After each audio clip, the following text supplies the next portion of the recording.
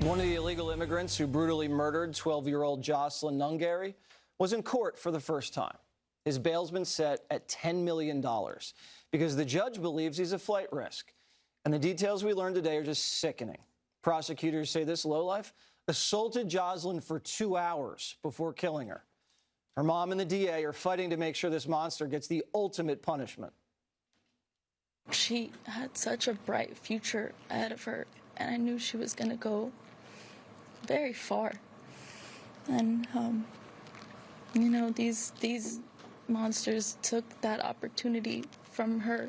As soon as our lab results are back, and if they support a death penalty eligible type of capital murder, then we'll come back and ask for no bond. Our immigration system is broken, and if there was ever a case that reflected that, it's this one. He's among several illegals accused of brutal crimes like rape and murder across the country. Instead of showing humanity for victims like Rachel Morin, the liberal media is more worried over what word you call their killers.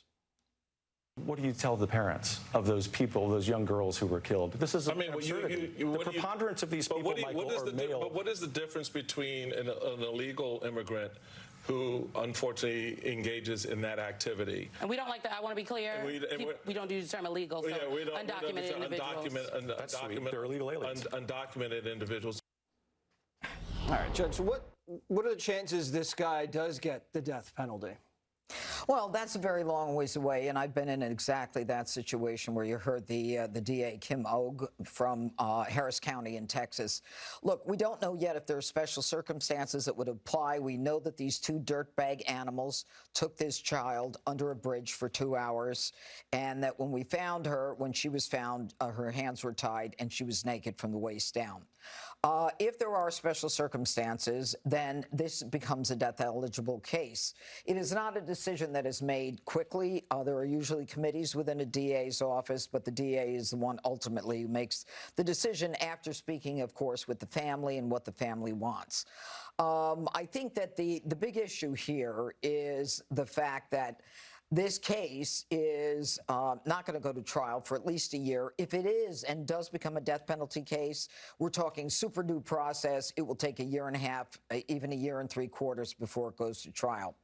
What's significant about this case is that one of these dirtbags, one is 26, the other is 22, had an ankle monitor on his ankle, and ICE took it off because they said he had no criminal record. I dare ICE, I dare them to explain to the American people how they confirmed that one did not have a criminal record. Did they communicate with ICE? Who did they speak to in Venezuela? And what transcript did they get from Venezuela? I guarantee they have no answer, just like Joe Biden has no answer. And I am sick and tired of people saying you can't call them illegal aliens. You're stupid, okay? The United States Code, Section 2012, Illegal Immigration Reform Act, refers to illegals as illegal aliens 93 times. You want to change the law, but stop trying to intimidate and control other people by using language that you're only comfortable with. And I have a third point here. The Democrats care more about how you refer to an illegal alien rapist than how you refer to an illegal alien who is actually raping or murdering young children. We have seen too much in this country. And for them to stand there and say, stop with this broad brush approach. Let me tell you something. If we don't have a broad brush approach, and if you can rebut it, I'm happy to let anyone in. But you have to start proving that these people are not pedophiles. They're not the people who kill other people. They're not thieves.